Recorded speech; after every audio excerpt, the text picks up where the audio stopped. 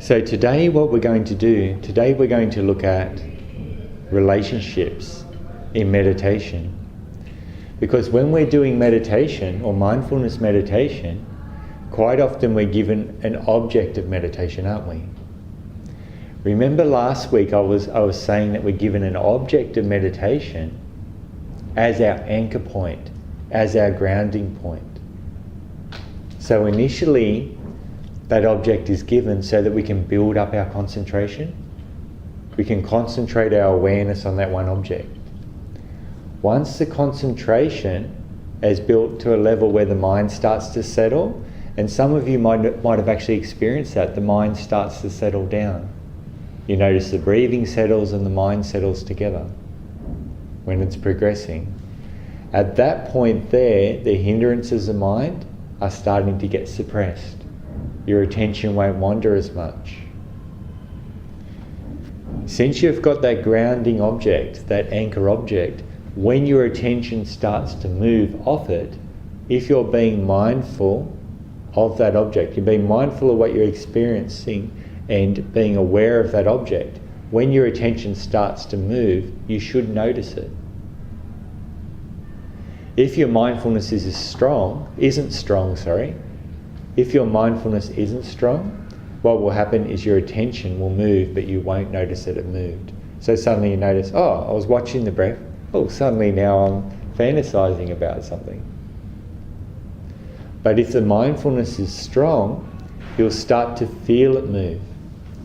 You'll feel your attention start to drift away to a thought.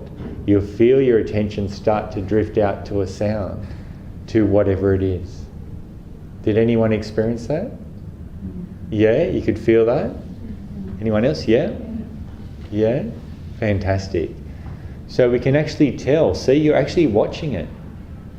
Isn't that a strange thing? You're watching your mind move. How does that work?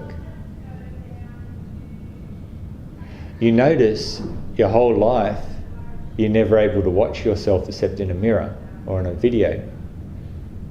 So if the mind is you, how can you watch it move? Because we're not our mind, I don't think. The more we watch, the more we see. We're separate from that. The mind has a function. But what it does, we actually have a choice in whether we identify with it or not, when mindfulness is strong. So in looking at relationships today, we have our objects of meditation. You have the thinking, you have the sounds, you have the pain in your knee, right? You have your emotions, you have your breath. To all these things, we actually have a relationship. If I'm thinking about Linda, there's actually a mental relationship with that thought. And so if I think about her and we're getting on well, then driving that thought will be a pleasant feeling. Yeah? Usually a feeling of wanting to do with something with her, wanting to be with her. But if we've had an argument and I have the same thought about Linda, then an unpleasant feeling will be powering that thought, charging that thought. Right? And the thought will be about how I don't want to be with her. But that aversion, that anger, is then driving that thought. So every thought that you have, right, usually has some sort of emotional charge driving it. And we usually have some sort of relationship with that thought. Usually the relationship is, I want this, I don't want that. They're two different relationships we have when we think about anything. We're usually thinking about what we can get and also thinking about what we don't like. That's usually what our thinking's about, isn't it? Yeah, it's usually referring back to us in those terms. If we're experiencing an emotion, there's also a relationship to that. If I'm experiencing anxiety, that's an emotion I don't want to experience. So I have a relationship of aversion to that. if you're sitting here in meditation, you start experiencing deep tranquility and bliss, usually our relationship is, I want that and I want more of that. So we have this emotional attachment to that and want to experience more of it. So in everything there's always relationships. Everything you do in your life, everything that drives you is based on relationships. There's a charge behind it. If you're a driven person, you're driven because there's a charge behind that. Something's driving that. You do anything. You choose to ride a bike here. There's a charge that is driving you to do that compared to somebody else who's got a charge that made them catch a train or a car or anything. Everything is being driven. So what we can do in our meditation practice is, instead of looking at the emotion, instead of looking at the thought, instead of looking at the breathing, the next step is to step back and start to look at the charge, the emotional charge behind it, and also look at our relationship to it. What is my relationship to this? If I'm hearing that sound and I don't really want it to be there, there's a relationship there. Somebody else can be hearing the same sound and not hear it at all, because they haven't got any relationship with it at all. Does that make sense so far? Yeah? Okay. So what I've done is, the other day when I dropped my car off for repair, I was actually walking home and these verses came up. And it's not really a poem, I'm not really a poetic person, but it's more verses describing the practice and describing relationships. And so I'll read it out to you and then I'll break it down, and then hopefully this will make a bit more sense.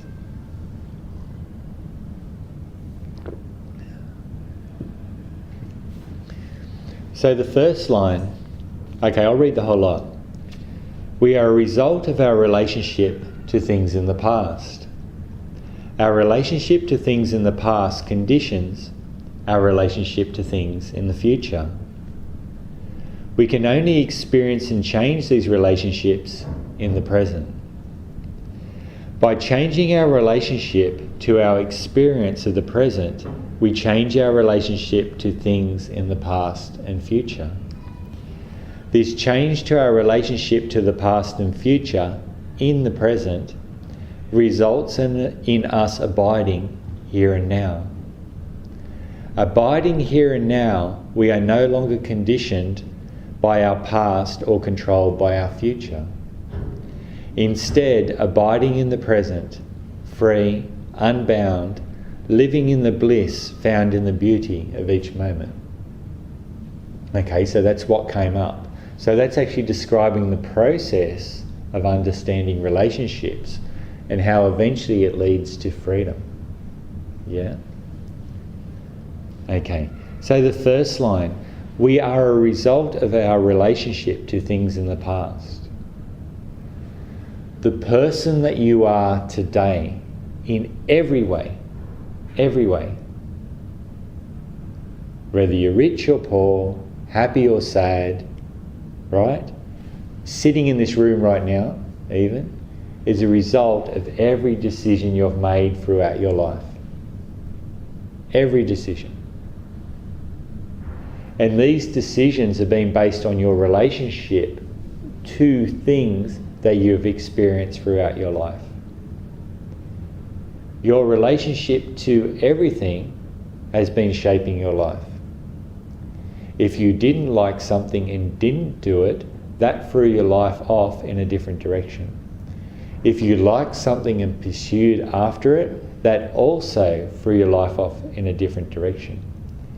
We're constantly living our lives chasing after things and running away from things. So every time we do this is actually creating who we are.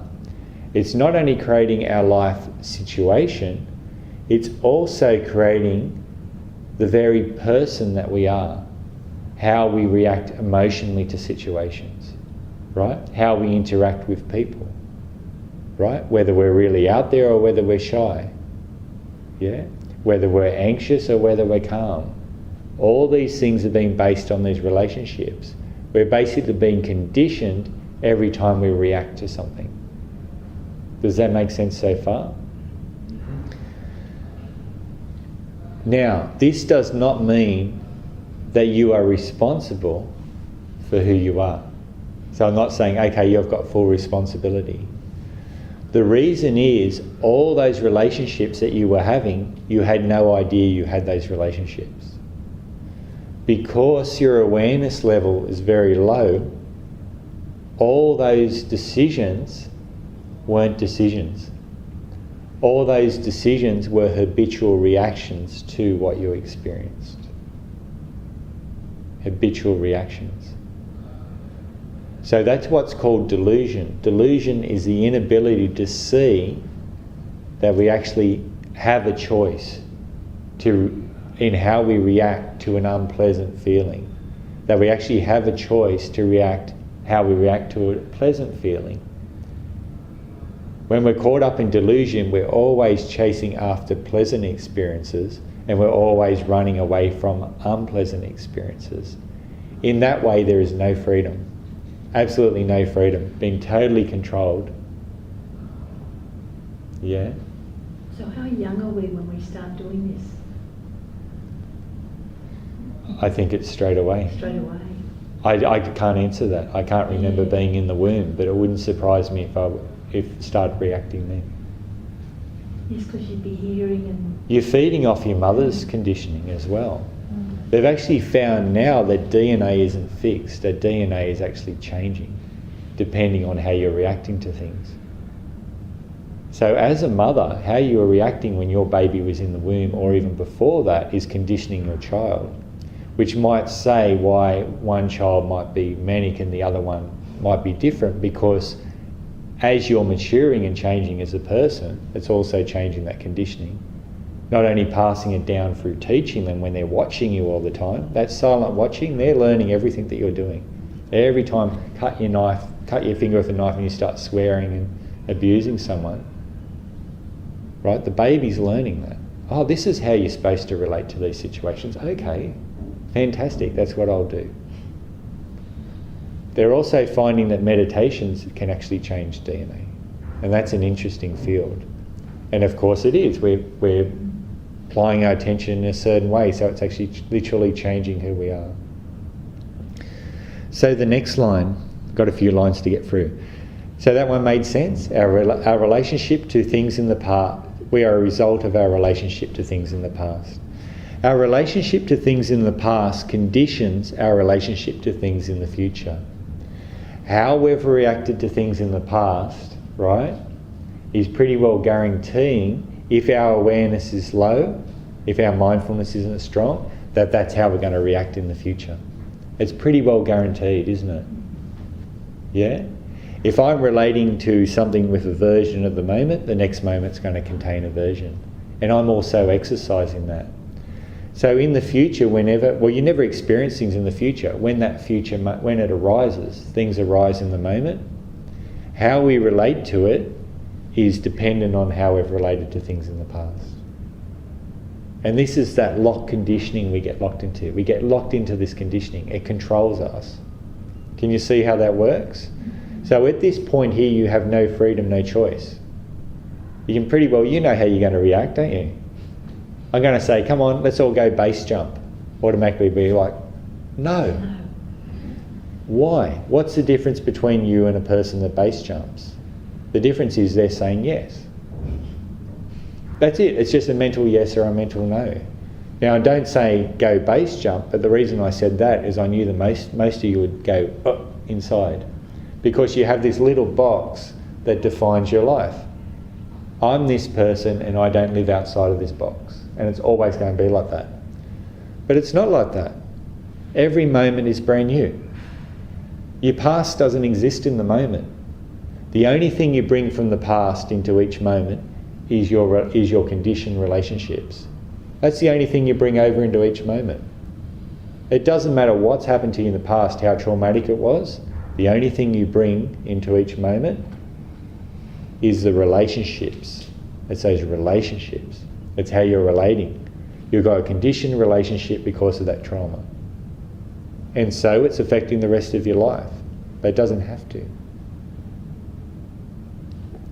The next one is we can only experience and change these relationships in the present.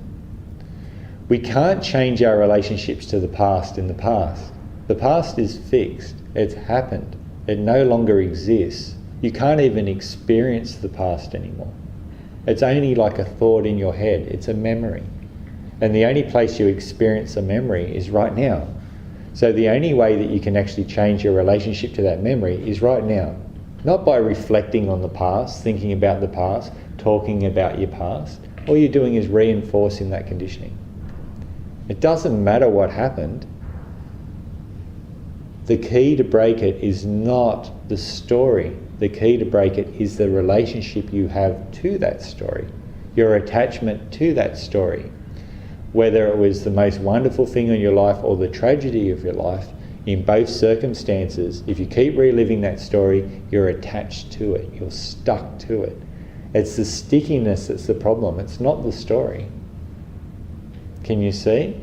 When you're stuck to that story, right, then the relationships connected to that keep coming up. They'll keep arising. And what they'll do is they'll colour your experience of this moment right now. People who aren't in this room, who aren't interested in mindfulness meditation, they're not interested because their conditioning is not allowing them to be here. They're saying no. If their conditioning was right, they would be here. They don't have a choice. You don't have a choice when you come to these classes. Your conditioning is pointing you in that direction at this time. Eventually you can have a choice. But at the moment we're doing what we like and what we don't like. So then we have no choice. So you can only do it now. Can you deal with the future in the future? No. Why do we spend so much time worrying about the future? We're worrying about something that we don't even know what's going to happen. A meteorite could just land blang, flat. There's heaps of them going through space. It could land straight on us right now. Yeah? And you're worrying about getting an oil change for your car. Oh, that's a big deal.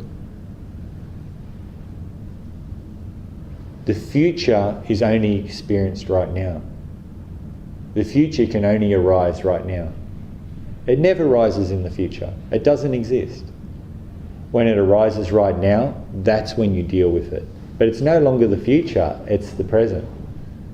It's always the present. The past is always the present. The future is always the present. It's our relationships to the past and the future that actually make them feel real. But they're not real. The only thing that's real is what you're experiencing right now. If you've got big problems in your life, sitting in this room at the moment, is there a problem? Really? Just sitting here, there's not. Now turn your attention outside of this room. Think about your life, your whole life. Think about your future. Ooh, doesn't that feel heavy? Yeah? Doesn't that feel complex and overwhelming? Now bring your attention back into the room. If you're really mindful, you live your life this way, in the room. When we're not in this room, we're no longer in this room, we're in the hallway. Then we're somewhere else. Whatever comes up then, we deal with that. But we don't have to worry about it. It'll come to us in its own good time. When it's there, we deal with it. Once we've dealt with it, it's gone. Everything ends. No matter what trauma you have in your life, it will end. Guaranteed. 100%. Nothing is permanent. Look in your own meditation practice. What stays around for very long? Nothing. Everything just kind of flows through. Everything's like this.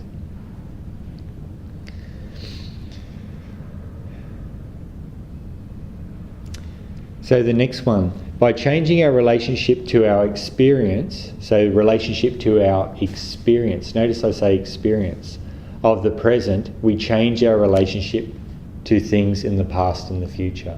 So changing our relationship now to this moment, right now, right, changes our relationship to both the past and the future.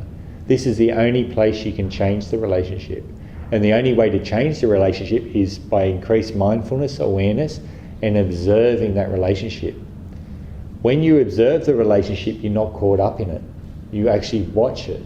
You watch that urge to act on it, but you don't act on it. The very act of just watching and not acting on it doesn't give it any power. It doesn't drive you. If you're caught up in the story, you'll act.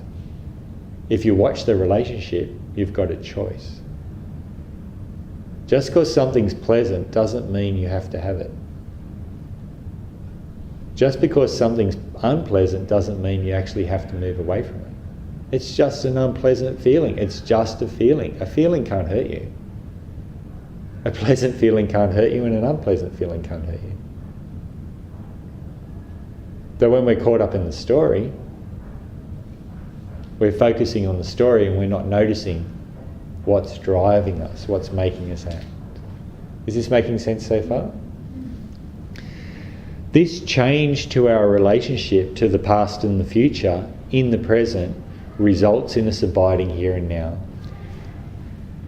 When we're being very mindful and we're aware of our relationships and focusing on our relationship, and remember, we've got relationships to everything. Even in this room, we all have relationships to each other. Straight away, there's relationships there. If we're aware of the relationships, we become very, very present. When we're very, very present, we're living here and now in the moment. Past and future no longer exists. So what it does is mindfulness appears at this point. Mindfulness appears. The other points, the earlier ones, mindfulness didn't exist. Suddenly it exists now. Can you see? So the very act of focusing on relationships, being aware of the relationships, holds you present. You become very mindful. Abiding abiding here and now, we are no longer conditioned by our past or controlled by our future. When you're abiding in the present moment, the past no longer has control over you. When you're aware of those relationships, the conditioning from the past no longer controls you, no longer tells you what to do. Also, you no longer fear the future, because you know the future only exists right now. You're no longer controlled by the past or future when you're living very present. There's a freedom in that. Instead of abiding in the present, I do this every time. See, I'm actually sick, so my head isn't very clear. But that doesn't mean that I have to suffer within it.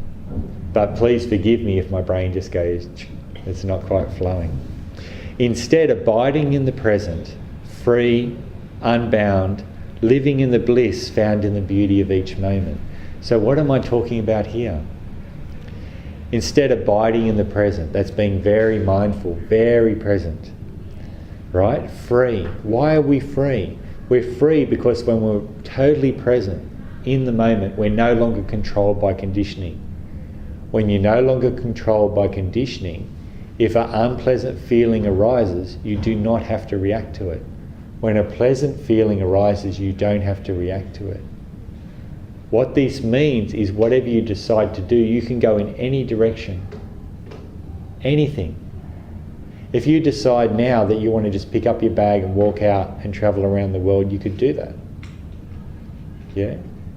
If you decide you want to shave your head and become a monk or a nun, you could do that right now. The only thing that stops you is there's a no inside you. But we're talking about being at the point here where you have a choice. You can go in any direction you want. Now, you don't have to do those things. You can stay at home and keep living the life that you're living. But know that there's always a choice. You're staying there because you choose to stay there. Now, I'm not saying that you leave your family, but what I'm saying is realise there's always a choice. So, whenever Linda comes home from work, I believe she comes home because she's got a choice. Not because we're married, not because she has to be with me, but because she has decided to be with me. So I'm always grateful every time I see her. I'm really happy because I know she does not have to walk in that door. She always has a choice. And this is what we don't realise. We always have a choice. But when our awareness is low, we have no choice. Unbound, living unbound, that means bound to nothing, attached to nothing, mentally sticking to nothing. Right? Living in the bliss found in the beauty of each moment. What does this mean? The other day I was standing in my garden, right? I was standing, well, not in the garden, beside the garden. I was standing there looking at the garden. I was looking at the garden through thinking. So I was seeing it like somebody who lives there all the time. So I'm seeing this plant needs trimming, these plants need fertilising, this needs that. Then suddenly mindfulness kicked in, bang, it just comes in, boom. I was fully present out of that thought. When that happened, suddenly I noticed a dewdrop, just a drop of water sitting on a leaf, and I noticed how beautiful it was. It's just so beautiful. And then I looked across and noticed all these spider webs and the spiders walking through, weaving the webs, and the little bits of dew on the webs, right, on the webs. And then I looked out and I could see the garden in its beauty and its whole. When we're caught up in our mind, everything becomes dead. Look at it when you're a tourist. When you're a tourist in an area, you see the beauty in the area that the people who live there don't see. You see a beauty in everything. You see a beauty in the graffiti, you see a beauty in the landscape, you see a beauty in the buildings. You look at all the locals walking around, they just see the pavement in front of their face, maybe not even further than their phone. So they're living lives as if they're dead. They're literally dead. They're not alive, right? They're not actually alive. Most people can't even say, unless they've painted it recently, the colour of the walls in their house. A visitor could tell you, but the people who live there can't. And this is what the mind does. It goes more and more in, it doesn't notice the beauty in things anymore. With this open mindfulness, when it's developed, we notice the beauty in everything. Absolutely everything. Everything has a beauty to it. Everything has a beauty with it. And that's where the practice is taking us. And so these verses here are pointing towards how that unfolds. Does that kind of make sense? Did that help? A bit? Everyone's very quiet today. It's good. Who knows, that could have come out of this head. Isn't that surprising? That's surprising. I didn't think it just kind of bubbled up. Steve, could you read that middle one again about Middle? experience? Something experience. By changing our relationship to our experience of the present, we change our relationship to things in the past and the future. Yeah. So what in the present moment, you're always experiencing something. Whatever you're experiencing right now, you have a relationship to it. And that affects that relationship to it is usually based on past conditioning, right? Whether you think it's pleasant or unpleasant, right? By observing that relationship and changing your relationship to that, it automatically changes that past conditioning, which then means the future is no longer conditioned by that. But any thought, or any decision or action in the here and now affects your future. No. Your relationship to any decision or action here and now affects your future relationships. It's your relationship to it. Someone like a Buddha doesn't have a relationship to it. It's your relationship to it. And every decision you make has a relationship driving it. And then how does karma fit into that? That's the results of karma. Well, what happens is, because you act in an aversive way in the past, next time you experience a similar experience, an unpleasant feeling tone will be attached to that. Because of the way you reacted to something in the past with longing or desire and really enjoying this, next time you experience something similar, a pleasant feeling tone will arise. That pleasant feeling tone is your karmic seed. Because you have no choice but, when you feel an unpleasant feeling, to run away from it, feel a pleasant feeling to run towards it, that's the karmic fruit. So that's your karma. So every time you react to something in a certain way by running away or grabbing onto it, you plant a seed. That seed has the potential to ripen in the future. When it ripens, because of low awareness, you have no choice but to react in it a certain way.